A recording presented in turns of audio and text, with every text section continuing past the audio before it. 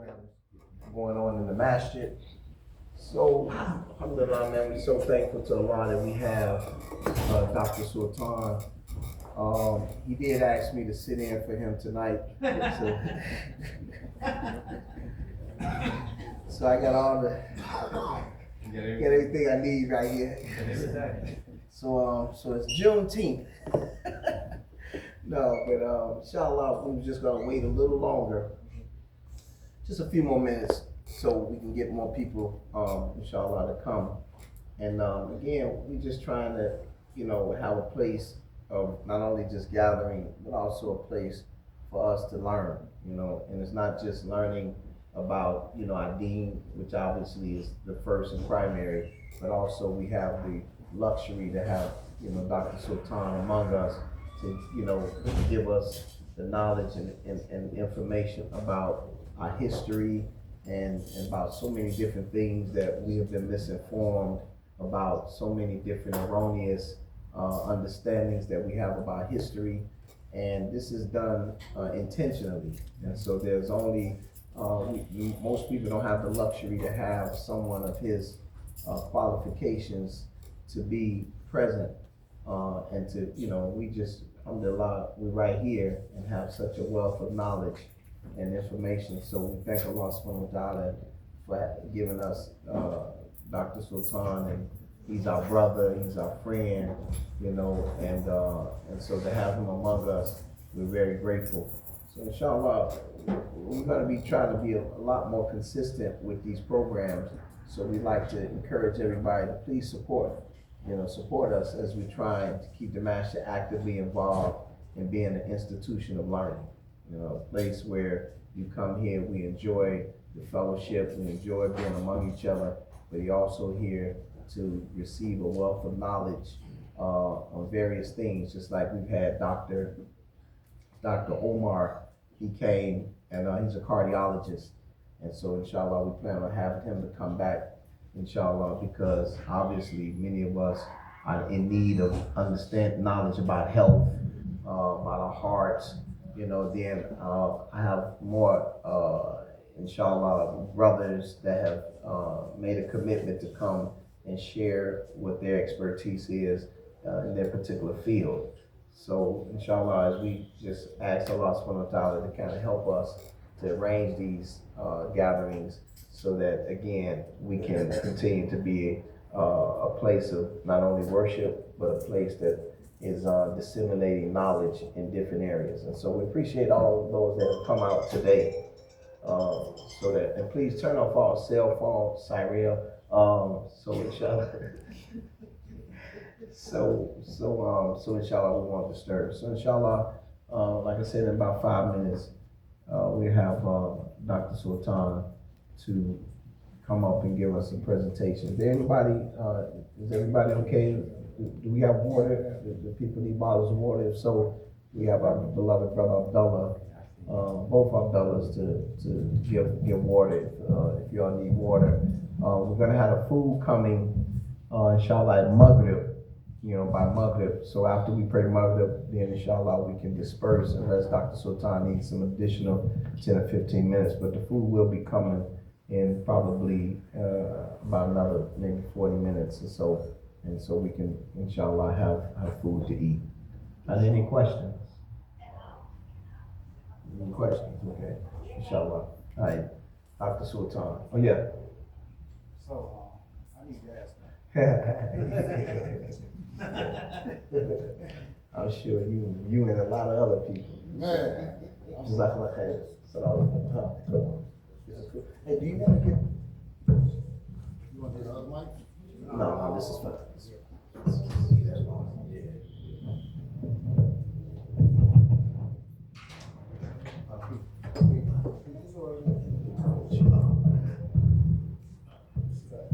Oh, sorry. Yeah. Assalamu alaikum. Walaikum salam wa rahmatullahi wa barakatuh. Please turn off all cell phone.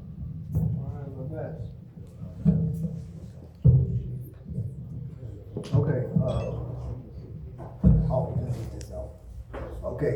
So everybody hear me good? I'm sounding good. I don't sound like Luther, but you know, I sound good.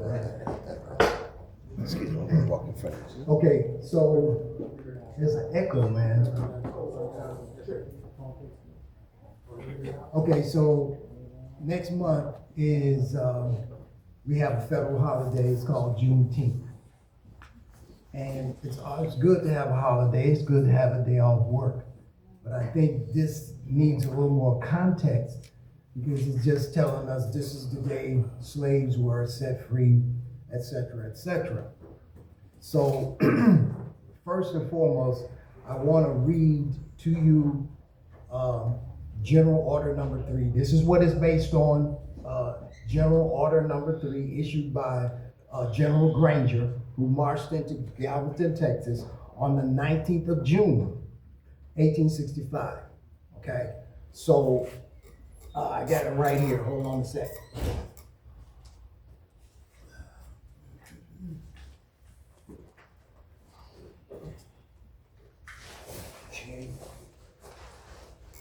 I mean, I could tell you what it say, but let's read it. We know this is a history class, so we won't be accurate. Okay, so General Order Number 3. The people are informed that in accordance with the proclamation from the Executive of the United States, all slaves are free. This involves an absolute equality of personal rights and the rights of property between former master and slaves, and the connection heretofore existing between them become that between employer and hired labor. The freed are advised to remain at their present homes and work for wages.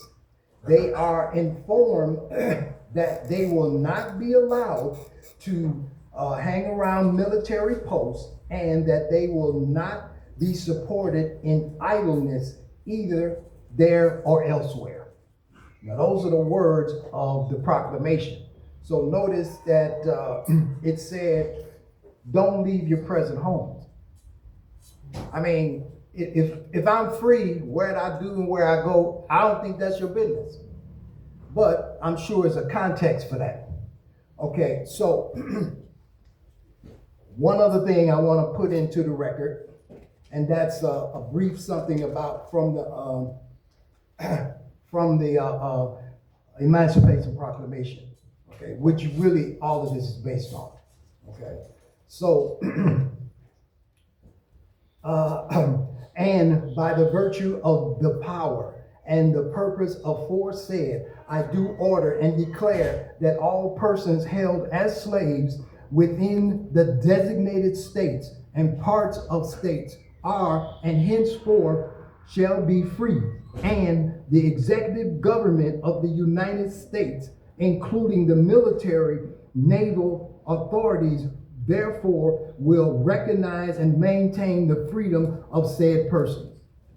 Okay, it's a lot of therefore, within, and all of that in that. So I just read that little caption so that we get a understanding of what the proclamation is about. This government is saying that you're free, right?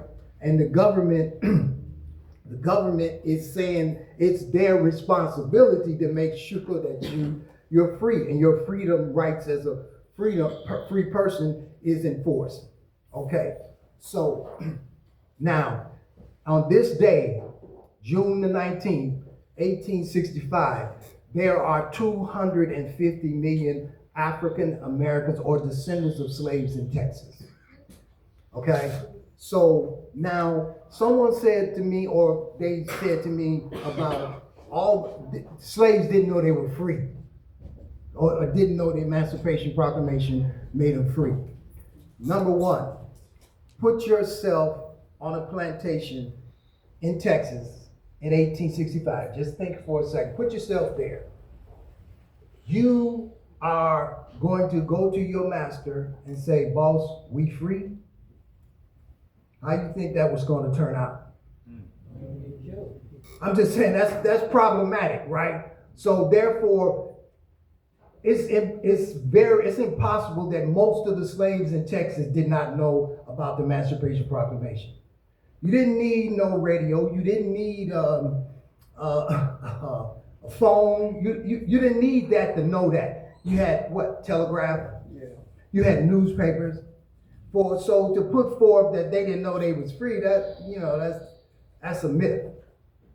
They knew it was just how you gonna be free. Okay, so now you got to understand Texas. Okay, this is the whole situation. Now, Texas was once part of Spain, right? And so in 1821, they broke away from Spain. Okay, they broke away from Spain, but also you got to remember something that you have to do the research to understand. In 1791, a revolution occurred.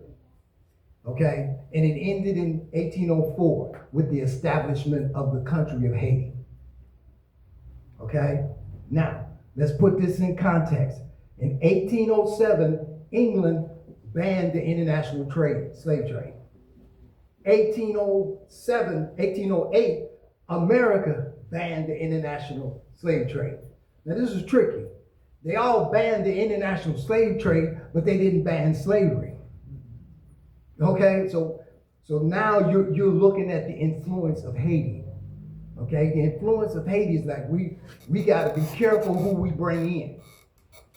Right, we have to be careful who we bring in, and you got even legislation. South Carolina, different states are issuing legislation. Anybody look like they come from Haiti, don't let them in the country. Okay, don't let them in the country. So also what happens is there's a new whole thing about slavery and how slavery is being done. The slave trade is being done. We're all familiar with the Horn of Africa and West Africa and the transatlantic slave trade, right? There's a whole nother system of slavery that exists that we are not really been abreast of. That's south of the border. What was the movie Amistad? You saw this movie Amistad, right? So how was these guys made free, and how was they peddled as slaves? Number one, there's no international slave trade. So if you bring slaves in from out of the country, that's illegal, right? So what did they do? They slid into Cuba, put Spanish names on them, and then brought them into a country. So that's Cuba is part of this Western Hemisphere. They're not coming from the West. So you have a whole different system of slavery that's south of the border, okay?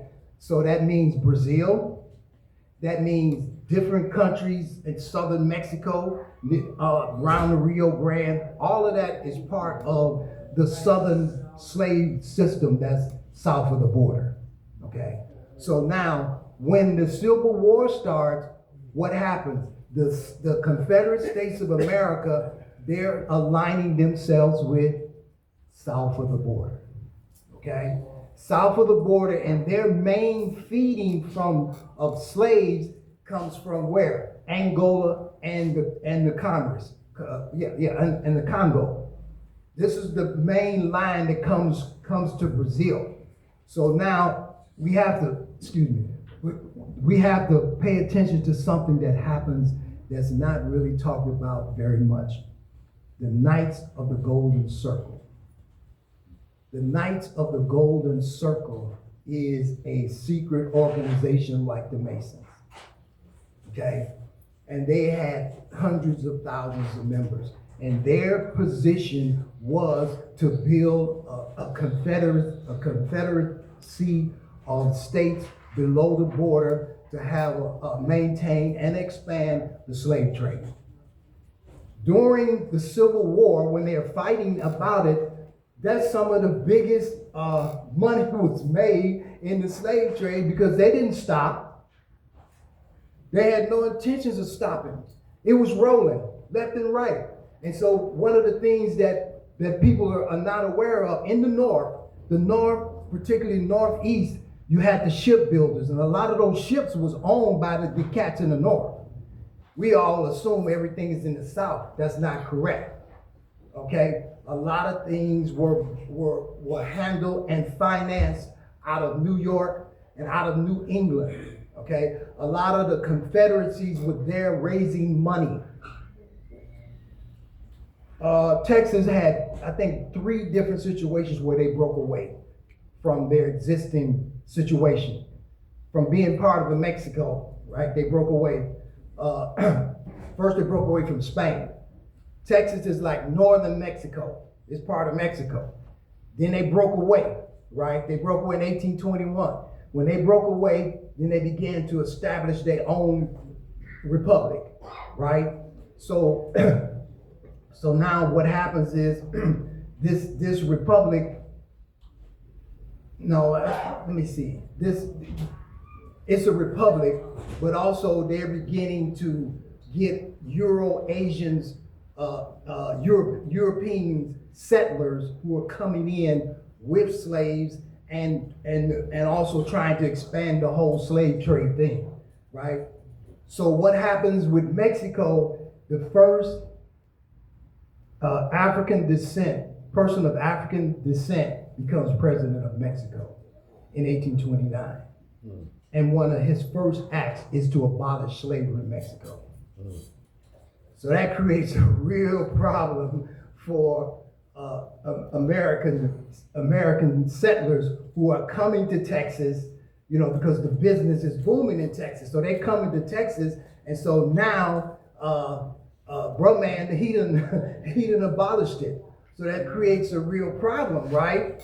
So the real problem is the slavers are coming in. It's too popular. The people are coming in with their slaves and growing crops, because at this time, cotton may be about $500 a bale. This is a lot of money. 1830, 1840, that's a lot of money, okay? So they're not paying attention when you say slavery is, we're gonna end slavery, they don't wanna hear that. It's just too much money, okay? So what happens is, we all, not all of us, but we have heard of the Alamo. You heard of the Alamo, Davy Crockett, Jim Bowie, all of that, you know, the cry of fight for the Alamo, okay? The Alamo it's a myth also. You get millions of people go to Texas to visit the Alamo, right? The Alamo, they say they fought for freedom. I'm saying that the Alamo was the last stand against chattel slavery. Okay, Davy Crockett, Jim Bowie, these are slave traders. They portrayed us, Davy Crockett with the little hat and all of that. He's a slave trader. Okay, this is what these cats, they're fighting against Mexico. It's called 1836, it's called Texas Revolution, right? They're fighting so that they can maintain slavery. When they win that fight, the Alamo, et cetera, they establish the Texas Republic. And in their constitution, I'm gonna read their constitution to you. It's only short.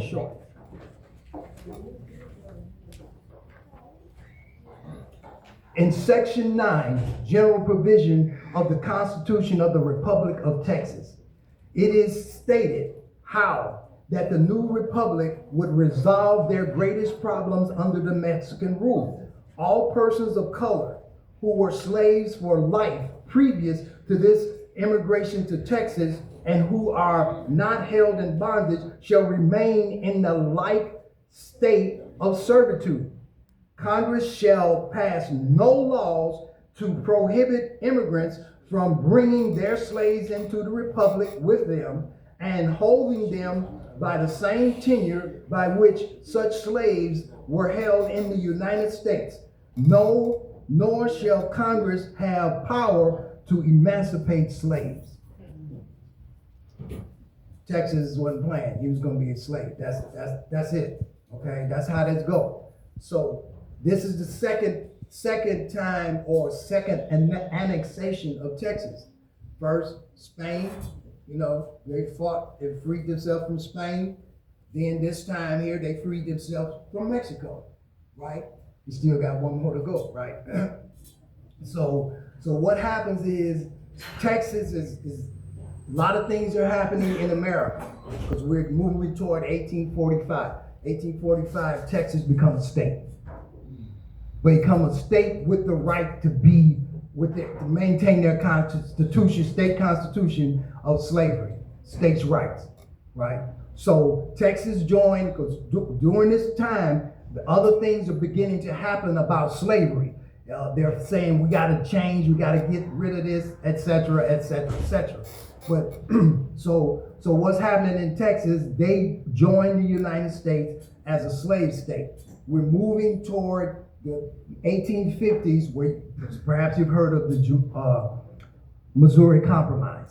Missouri Compromise. So what's going on in the United States of America? They're trying to, the Southerners they got a stranglehold, or slave holders, they have a stranglehold over the government. The first could be 6 or 7 presidents were plantation owners. And in the Congress, because remember, okay, in the Congress, how do we get congressmen? Congressmen are based on what? Population, right? Okay, so the 3/5 compromise comes into play here, right?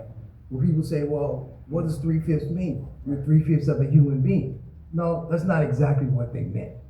What they were trying to do is to neutralize the power of slaveholders in numbers that they could have in the House of Representatives.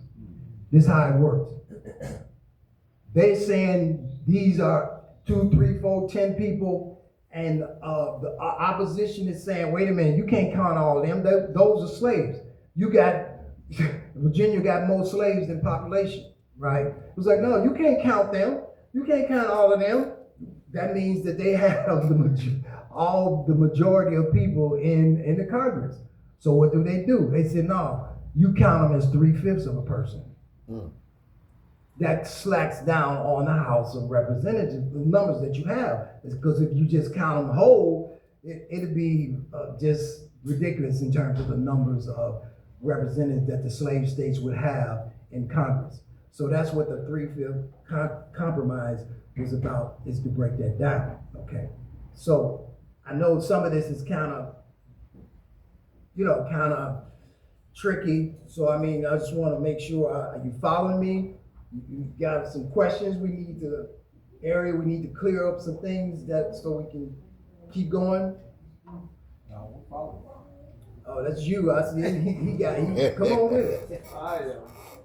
When you said David Crockett, I remember I'm like 81. And I remember we saying David Crockett, king of the frontier, looking at him on all this. I didn't even have a clue. What he's talking about, I really didn't have a clue. But I got, understand, partially, yeah. Right, yeah. I mean, that whole thing, the Alamo, they made series in television. Jim Bowie, they had a knife. They named a knife after this guy. Yeah. I think they had him coming from New Orleans. going knife and carrying on. Yeah. Right, yeah. These were slave traders. Okay. Oh yeah, Campbell. Hey,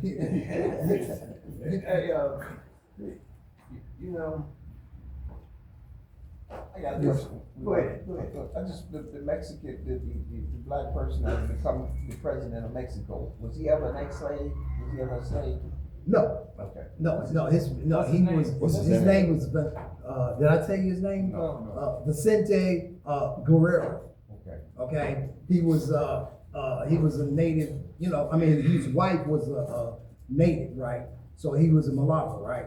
Okay. And so his father was an African, and he married a native, and then so they used to call him. Guess what they called him? His nickname was El Negro. I was gonna say Right, because he was real dark. You know what I'm saying? So I mean, this is 1829. 1829. I mean, how many knew he was the first president of Mexico? None. Okay. My understanding of slavery, that they were bringing the Africans to Mexico on the East Coast. The East Coast would be, Yeah. Right there through the islands and whatnot, right? Yeah, right. Okay. So I mean, what's really interesting about this is that 1845, you're getting 15 years before what? The Civil War. So it's a lot of moving parts going on here, right? So in 1836 to 1840, the population of slavery doubled, right? And then it doubled 3 or 4 times before the war started, because they're flooding into Texas, because Texas is, their state constitution says it's cool to have slaves, right? So they flooding Texas, right? And then you have, don't go past the Knights of the Golden Circle. This is like a masonry group. They were raising funds. Let me see, I think it wasn't that long ago, somewhere near California, they found some $10 million in gold buried. That's supposed they're linking it to the Knights of the Golden Circle. Right? What's the Knights of the Golden Circle? This is a secret organization that wanted to promote slavery and expand slavery. Yes, sir. Is there some additional resources that you can look at in order to get some more information on that? On that money? On all of it. Yeah, right. We have to. I'm just scratching the surface, right? So it's just like, okay, we know that General Granger marched into Galveston, Texas, right? He had 2,000 soldiers, right? That he marched in there with, right? But how many know that 75% of that 2,000 soldiers were black men on horses with guns come to kill? No, Sultan, what I'm asking is there some I'm just saying where you can get that at? Okay, I'm just saying, yeah, in the archives, the library, it's a lot of different things. Is it a book or something? Gerald Horn is one of the authors who wrote it, but I'm just saying, how many know that you got these almost 2,000 black men on horses coming to Texas to make sure that that ethnic group is free? Can you imagine the look on these folks' faces when they see these cats come through? Not reading. I finally put something together. After the Civil War was over, them brothers took, that went back to the South, they took them guns with them. Yeah, I mean, it was okay. But hear what Texas is going on, right? So I mean, Texas is a point where different things are happening, and it's spurring things to go forward. Okay, let's shoot up to Dakota, right? Dakota, Wyoming, the Black Hills, right? Gold was found there, right? The Comanches, the Apaches, the Chickawas, they ran out of the Black Hills. Where did they go? They went to Texas. Okay, so now you got a conflict going on here. You got these people are saying the only good Indian is a dead Indian, right? You got a lot of these people in Texas. You got genocidal thought and genocidal act. They come together in Texas. Okay, the Texas law says that any Indian male over 12 years old, you can shoot him down.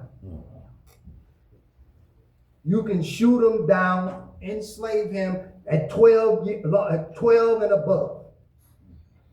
Okay, so I'm just saying. So not and not only that, the Indians who are there, the settlers who are coming in, right? The settlers are coming in. They just killing them and taking the land. They're just taking the land. They are killing them and taking the land. Understand? This is what Texas is going on. Okay, this is what Texas. This is why they're coming to Texas, because it's a frontier. I got a question. So you said there wasn't that many Caucasians housed in those like houses during that time because it was mainly just slaves. Is that what you're saying? So they targeted those slaves. Is that what you're saying? No, the slaves were basically from the 1830s to the 1860s, 30% of the population. Okay, but they were even after the Civil War was over, right? They owned plantations at gunpoint. They got armed men making sure that you out there working them fields.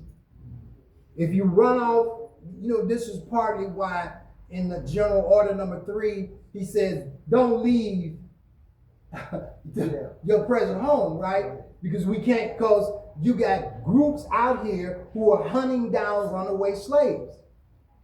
Okay? They could bring you back or they could kill you.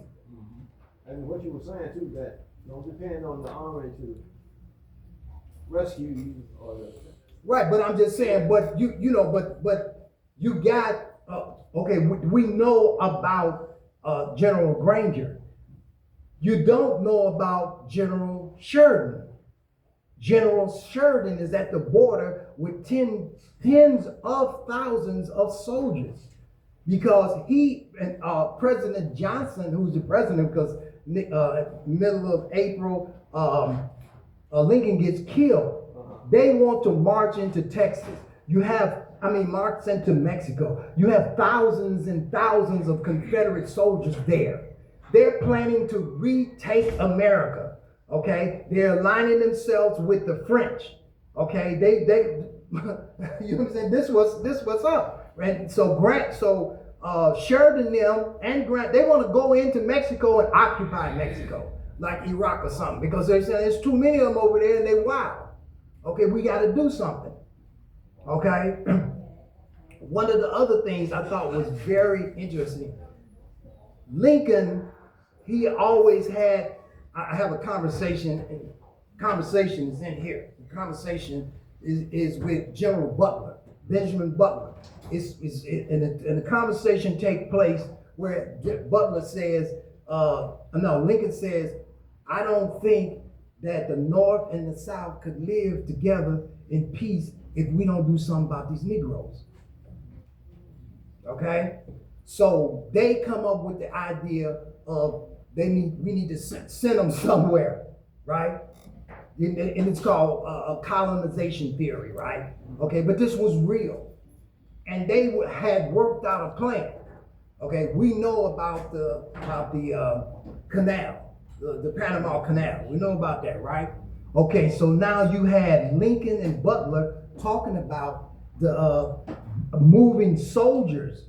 Okay, they open the doors. They won't get everybody, but you open the door with the soldiers because you can command them to go and build this canal for ships. Okay, but they want to build it on the Panama side. Okay, on the country of Panama. They want to build it there, and their plan is to command the soldiers. Butler would command them because he did a similar thing in Virginia, right? Build a canal with soldiers. So he want to repeat that. He's telling Lincoln, we can repeat that. I can command these guys, and then I can bring their families there. And then this opens the door for those who want to work, freedmen who want to work. You know, so this is how the colonization plan that they had, right? But what happened? Before the month out, Lincoln is dead. Okay? So now there's another plan, okay, about building a canal or a railroad. But these guys are from New York. They're from the Knights of the Golden Circle.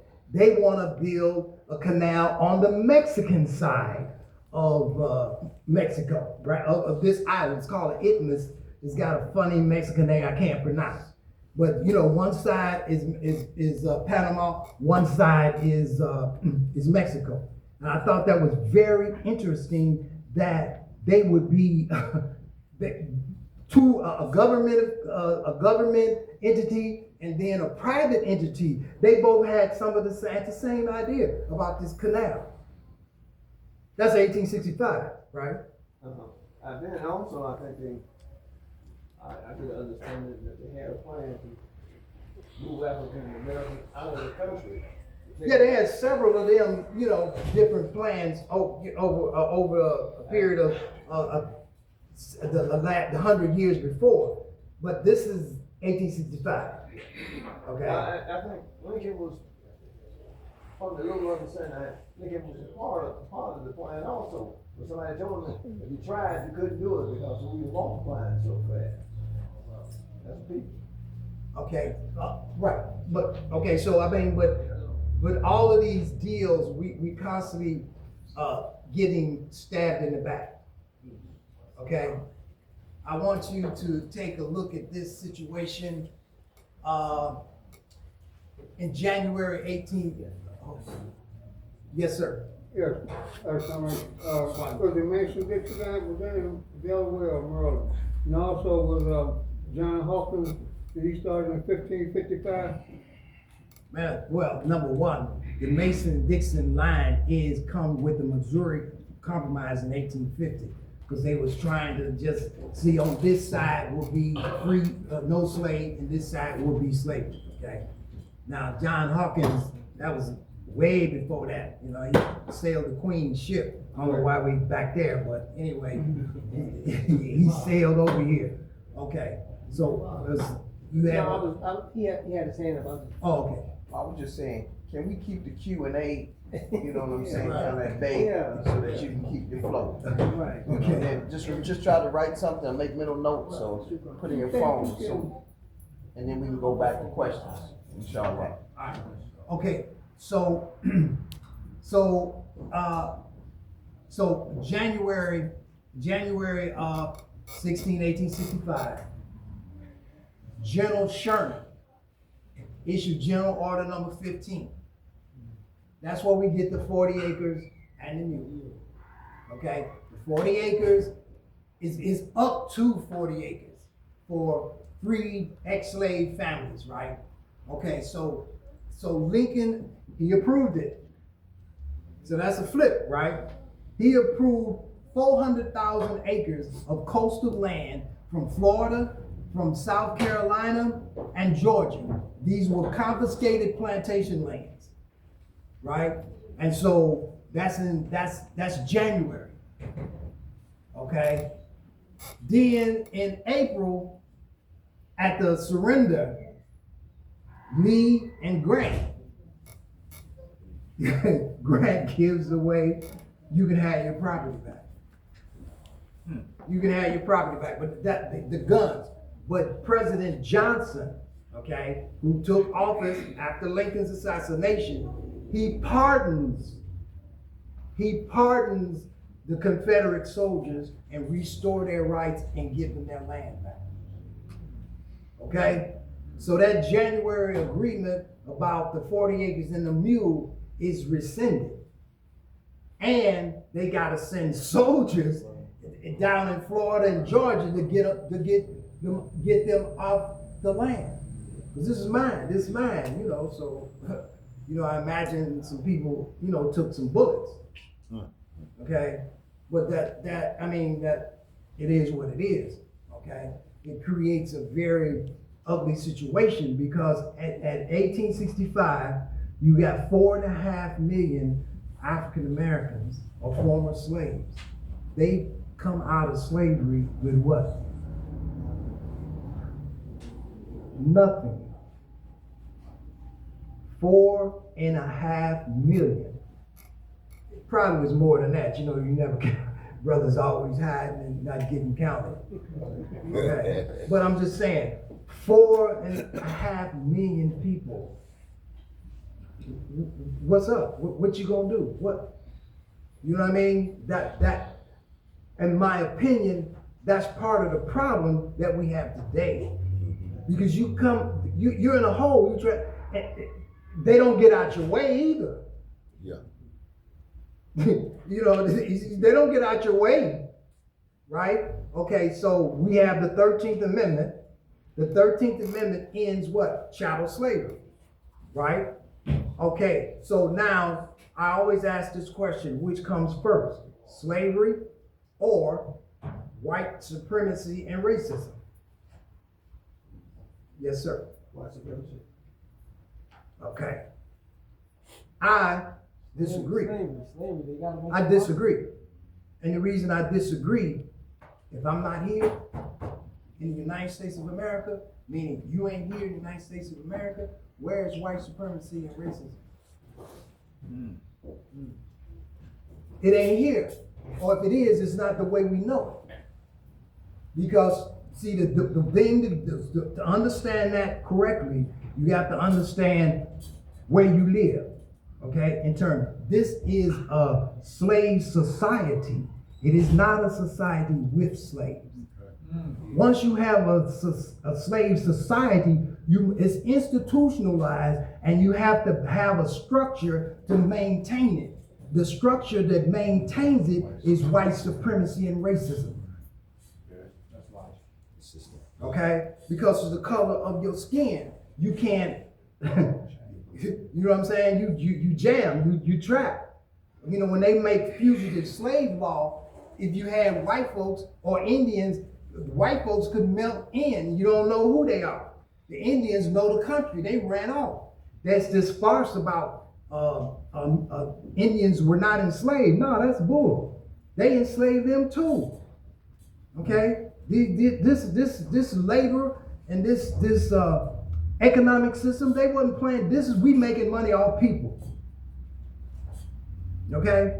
And so things began to change, you know, after the Civil War, began to move into another economic direction. Okay? Because everything is about economics.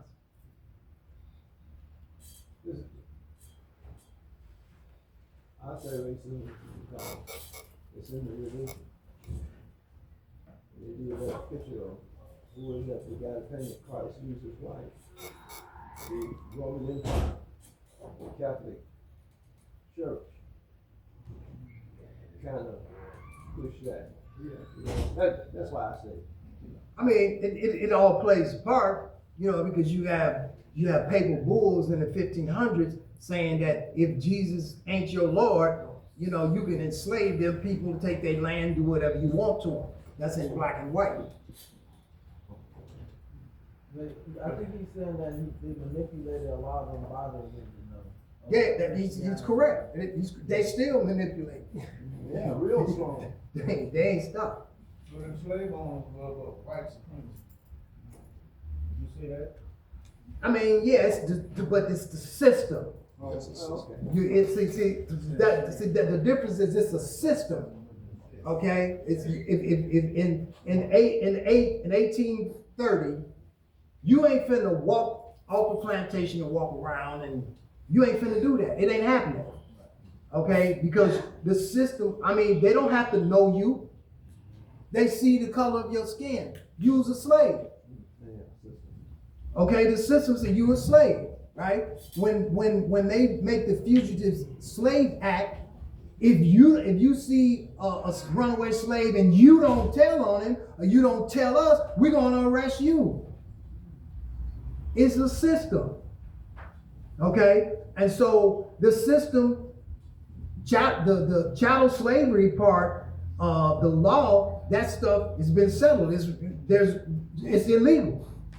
But what about the system that maintained it? What did you do with it? Still intact. Nothing. They did nothing about it. Okay? They did one little thing about it. It mutated into white privilege. Yes, sir. What is how we get like from the 15 women mass incarceration and things, they just turn around and start locking people up and say to make the slaves. Well, the black codes created the first mass incarceration. Okay, black codes, for those who are not familiar, 1866. They used the law to re-enslave you, slave you by another name. Okay, for example, you could be walking down the street, you look white folks in the eye, reckless eyeballing, that's a charge, you go to jail. Okay, they make up cases, make up charges of anything to lock you up. Once you're locked up, okay, you have to pay a fine, a fee, and you don't have that, you don't, you know, whatever, then you are auctioned off to one of those plantations or off to a coal mine or off to, you know, some brick mason lot, you know, and if you've ever been to Atlanta, you got all these bricks that was there on the ground and this, that, and the other. Those are prisoners who built that, right? They let the prisoners out, you know, they paid the county who, they paid, they got paid, but you didn't. What's the movie, Life? That's the kind of comical thing about that. You get in there, you ain't have to have done anything. Okay? I mean, you know, Sam Cooke did. That's the sound of the men working on the chain gang. You know, you know. I think your husband Lee can and you're doing something, Mr. Cook.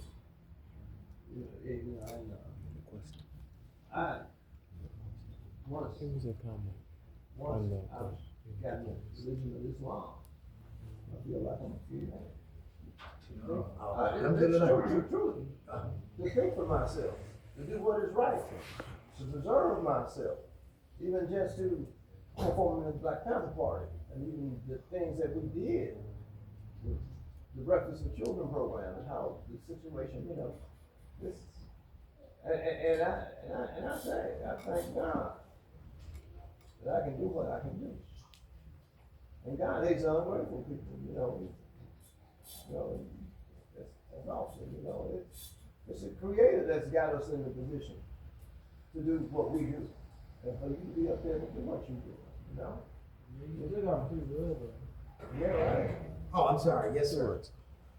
I had a comment regarding your earlier question whether or not white supremacy or slavery came first. I was thinking of the Prophet sallallahu alaihi wasallam's final khutbah during the Hajj that he made, where he said there is a difference between a black person and a white person, stemming from the reality that Mecca was a center of the slave trade in Arabia, and that one of the propagators of that slave trade was the Roman Empire, even before it was the Holy Roman Empire, and that kind of, I would say, laid down the framework for white supremacy being the rationale behind why a particular group of people would feel the need to be in the position to enslave another group of people, and that being carried over to America, as opposed to limited into the locality of America with regard to it being a slave society, which it was. But I would say the rationale for why you would want to maintain a slave society would have already been established by the Holy Roman Empire's enslavement of Africans and the use of Arabia as a slave trade that was before the transatlantic slave trade. Just how the Prophet ﷺ's rationale for why he would say that. I mean, I don't know. I'm not sure I understand what your actual point is. That white supremacy would have come first. I totally disagree. When you talk about the Roman Empire, see the part that we are dealing with in terms of slavery, we are basically dealing with the transatlantic slave trade and that. In the slave game, that's the end of slavery. How many people in here know England was enslaved? Yeah, by the Romans. I'm just saying, no, the Romans, the Vikings had them and sold them throughout Europe. There was no industry in the year 900. There was no industry in the year 200 BC. So how did they make money? What was the deal? War and slavery. So every country in Europe, every group in Europe was enslaved. They enslaved each other long before they got to us. Long before they got to us, they enslaved each other. And it was going to some of the slave markets were in Russia. They were throughout Asia. They were in Persia. They were everywhere. Slavery was the game. War and captives were enslaved. That was the game. And the Vikings and different Scandinavians, as wild as they were taking children and babies. Okay? So this was the game. It had nothing to do with race. It had to do with survival, and had to do with the barbarian tendencies that they had. These are barbarians. Okay, when the Romans are barbarians with clothes on. I mean that was the deal. When the Muslims took Spain, what was going on in Spain?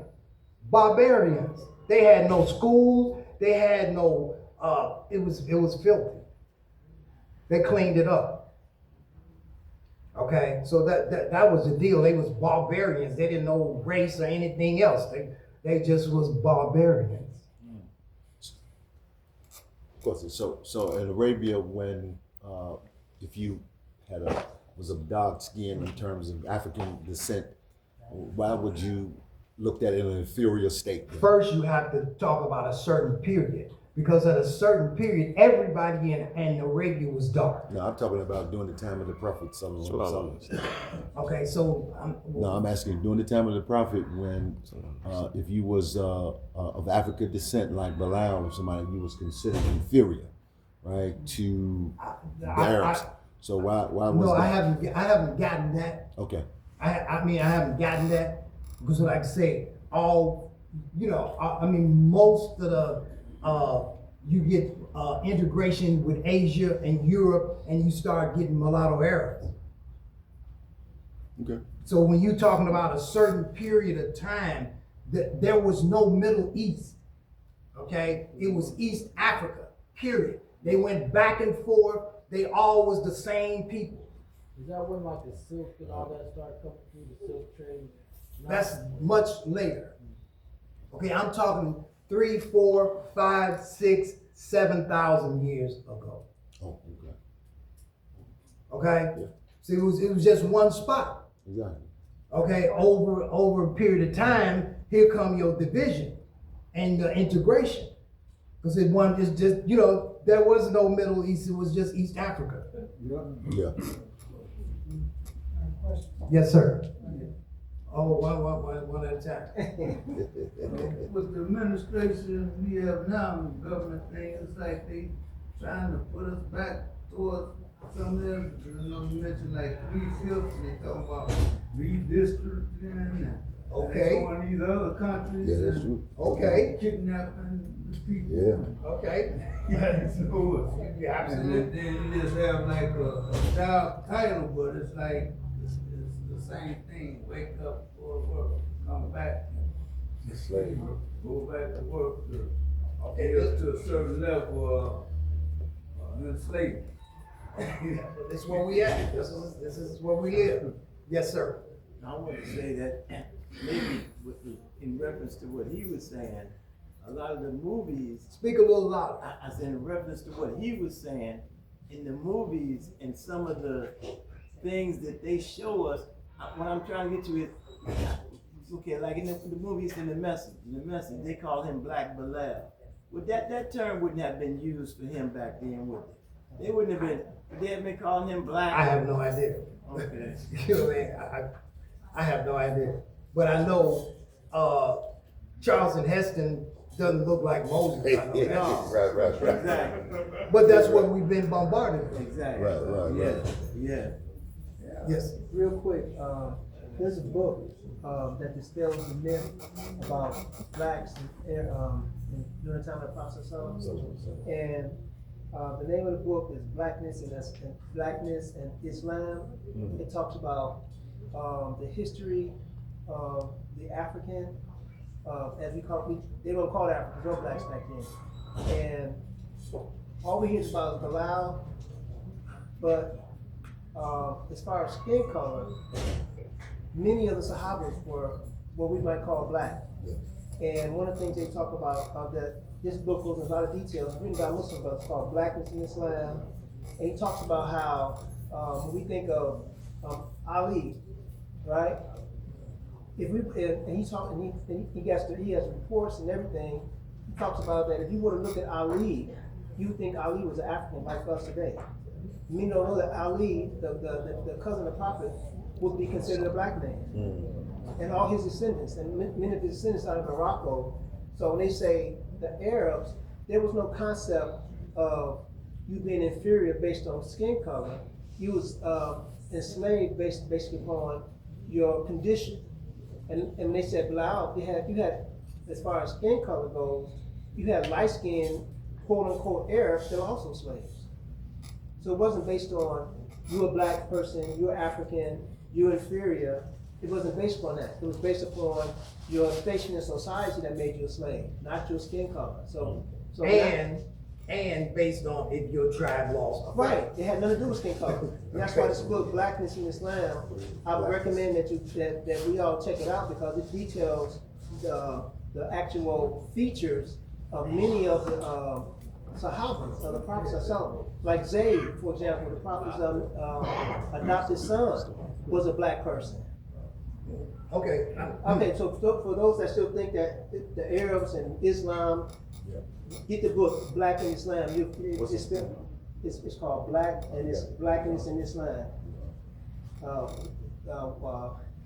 last name is Waleed or something. I'm not sure, but black. It just talks about all the, because we hear all the Arabs they had slaves. With the Afrocentrics, they said, and then try to move the African against Islam. All the Muslims had slaves too, but they don't realize that what we look at as black people, what you're talking about now, didn't even exist during that time. That language didn't even exist. Yeah. Well, we have to understand where we live, where we came from, and then what direction we go. The Prophet Sallallahu Alaihi Wasallam, he has given us a roadmap. Okay, so it's what's inside here. It's what's in here. Okay, it's not the outer. You know what I mean? It's not the outer, it's what's in here. And there are people from every denomination, every race, ethnic group that are as pure inside and good intention. Okay? But by the same token, you got the opposite. Okay? So we have to deal with people based on their actions. Okay? And so, we know where we live, we know what we've been through. Okay? We know that. We see that. Okay? And so we can't ignore the history of where we live. That's foolish to ignore that, because this is how we got where we are. Okay, this is how we got where we are. We build off of that. You either build or you go down. Okay? So if there's not any more questions, I have one last question. I knew that was coming. Yes, I'm sure you guys would. All right, come on with it. Okay. That's Sister Iris, right? Yes, Sister Zita. Yes, Sister Zita.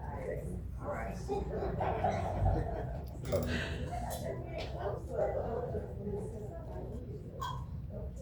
I can't tell. What did you write, a book or something back there?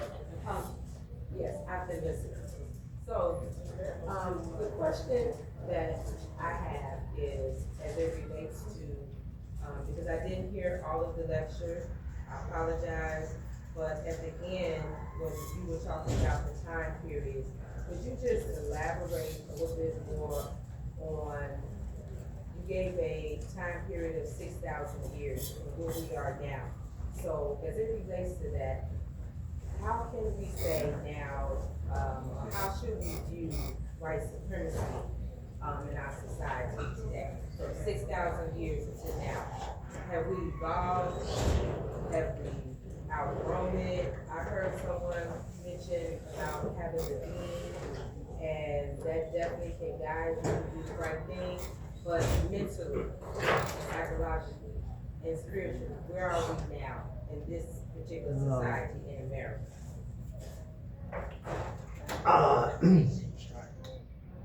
I mean, that's a very comprehensive question. It would take a whole lot to answer that, but I don't think I'm equipped to answer that to say where are we after 6,000 years. And I think because there's a whole lot of other people in between that, all I can think of is where I am now, and the place I'm at, and what the immediate past, how it has affected me, or affected the group. Okay, we live in a class structured society. I'm on the bottom. Okay, that's where I'm at. I don't know, some of y'all may not be, but I'm on the bottom.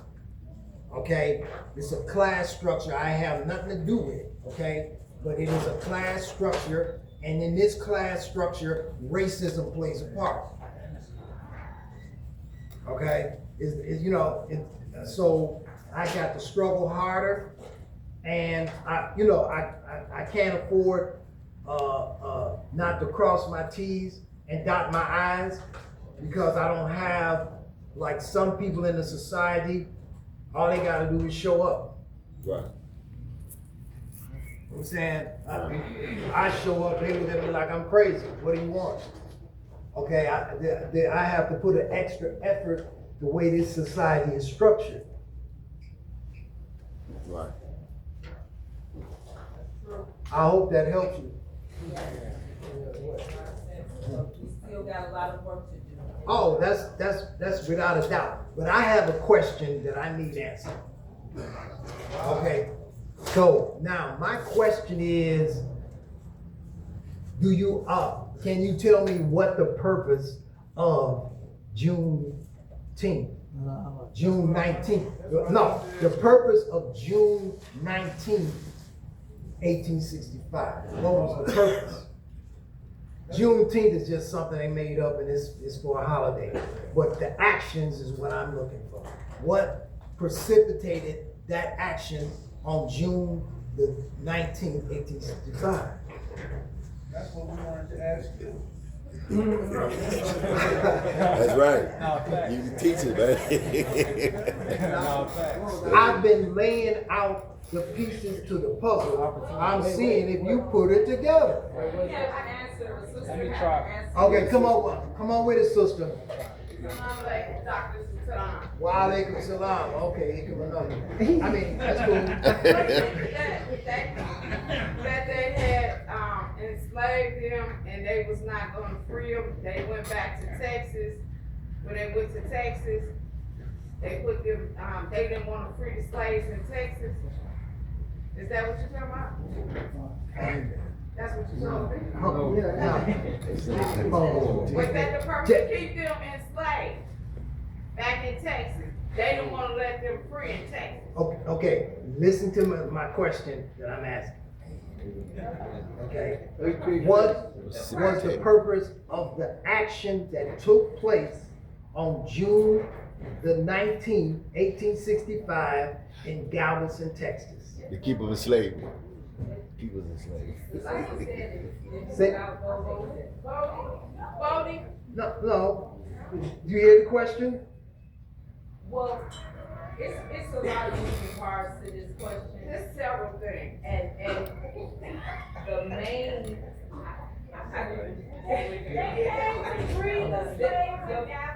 They didn't inform them. You partially got it. You partially got it. Still in jail, even though they had been free. They didn't let them know they was They were trying to keep them enslaved for their economy. Okay. Let me hold the brother, then I'm gonna chime in. So, to the best of my knowledge, what I'm getting is, so during the emancipation with Abraham Lincoln, you were saying that Abraham Lincoln was trying to make a decision on where to place black folks. So to my understanding, it was strategic to give black folks this liberation in order to boost up the economy and boost the numbers and values of the three-fifth rule, to kind of make blacks considered whole for voting power and also for just economic power. I mean, those things was happening, but that was not the question or the purpose. Yeah. Okay, go, bro. Based on what you were saying, based on what I gathered, what you were saying, the actual act of Juneteenth, one of the things that stood out in your explanation was the 75% being black with guns. They were there to actually enforce the Emancipation Proclamation. So, say that again, a little bit louder. Based on what you were saying, I can't remember the general's name. Ranger. Granger. He went with 12,000. No, it was almost about around 2,000. He went with 2,000. 75% of those being African blacks, ex-slave, whatever their condition was. They went as a show of force. That we got all these black men that's ready to enforce Emancipation Proclamation here in Texas, irrespective of what the state want to do. We got. So it's a show of force. Now you got all these black faces, men, that said, look, we're going to ensure that the Emancipation Proclamation is enacted, whether you like it or not. And that's what Juneteenth, basically what Juneteenth is about. It's an Action, yeah, he's on point. He's on point. The army marched in to take over Texas government. Right. The war is over. If you lose the war, you don't have any power and no say so. Okay, the military came. Okay, we only talk about General Granger. We don't talk about General Sherman. Sherman probably had 100,000 soldiers on the border. Okay, right? No, just he's a union man. The war is over. You got these people here do not want to give it up. They got 250,000 slaves in Texas, and they working them at gunpoint. You got to come with some guns too. You got to come with more guns. Okay, this was the last section of the Confederacy to surrender. Oh, they only surrendered because of all them guns there, right? I mean, when you have all those black soldiers with them guns, that's for drama. Right. That's drama. You know, white folks see all, whoa, yeah, it's a new day. It's a new day. Okay? We got it back there? Yeah. It's just like these guys. Hello? Yes. Okay, cool. All right. So we got more questions? Are we good? Yes, sir. Myself? I want to ask a question about Luqman, Surah Al-Luqman, when Luqman told his son. Was his son part of... Repeat the question. Okay. I want to ask about Luqman, when Surah Al-Luqman, the prophet, he told his son that he gave him advice. I want to know what is the advice, and also I want to know, did that son become a prophet after him, the Luqman, or did someone else go? Did Luqman's son become a prophet? Yeah. Not that we know of. No? No, not that we know of. We have nothing that has given us any knowledge to know that. And regarding the advice, I mean, you can read Surah Luqman because he put a few things in there. You know what I'm saying? So it's about 13 things he gave his son advice about. What are the 13 things? Huh? What are the 13 things? I mean, you can read that. You know what I'm saying? Surah Luqman. You know, it's about 8, 9 to somewhere. Inshallah, thank you. When the general came over with the 2,000 men, that's created Juneteenth. Juneteenth is a date. Okay, they just celebrating, they needed a holiday, something to celebrate. They say, hey, we free for that. You know, everybody, trust me, if not everybody, most of the people in Texas knew about the Emancipation Proclamation. The Emancipation Proclamation is a wartime act of the president's power to introduce a policy or to enforce policy. And the policy that he established was slavery is over. Okay?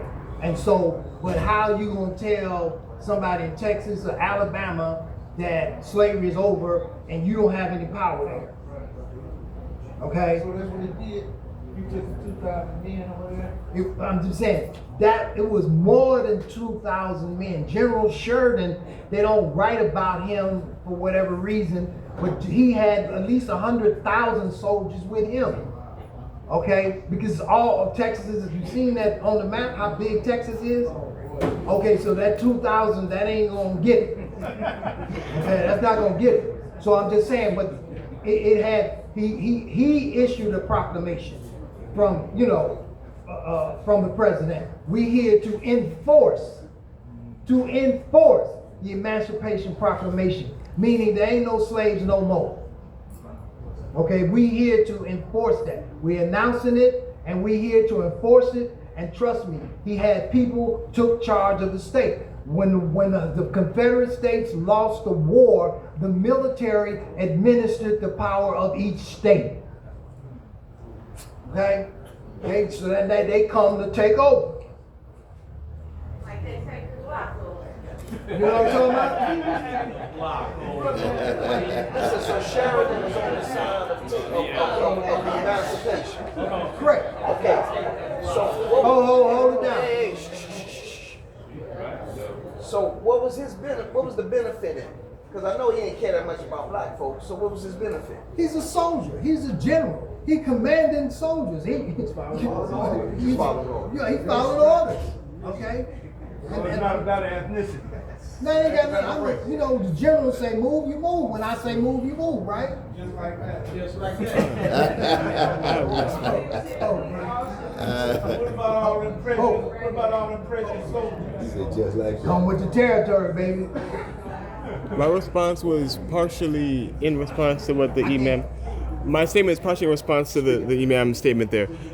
I was curious about your statement specifically in the declaration. They said to stay in your homes.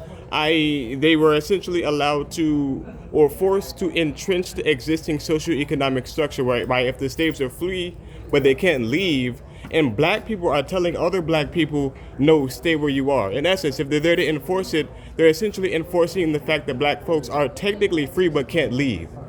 Okay. Is that what's happening? Okay, I mean, that's correct, but that's a double-edged sword. Okay, you leave the plantation, on the plantation, that's where you live, safety, you know this. You have roaming groups of white vigilantes that are kidnapping and killing slaves or former slaves. So you come off the plantation, okay, particularly by yourself, then you put yourself at risk. I see. Was that the rationale? Double-edged sword. Well, was that the rationale, or was the rationale to make sure that they didn't I'm just saying. mass migrate? I didn't holler at Granger, so I don't know what I mean. But I'm saying it's a double-edged sword. I know.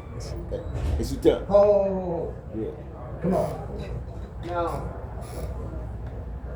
on me personally, I said, thank God I'm here. I'm here. And I can do what I can do. That's, you know, somebody said we can make decisions. And you know, all of you always say, do the right thing. And then thank God for the religion of Islam. I mean. Alhamdulillah. Okay, so it's getting close to 8 o'clock. We got the food here. Yeah. Okay, so we can eat. We can chop it up a little bit later. But at this point, I think I gotta see some folks. I see hunger in their eyes. Yeah. You don't see the I can tell you. I feel you. Okay, so inshallah, may Allah, everything that I said that was correct is from the Creator, guiding my tongue. Anything that I said is incorrect, that was me.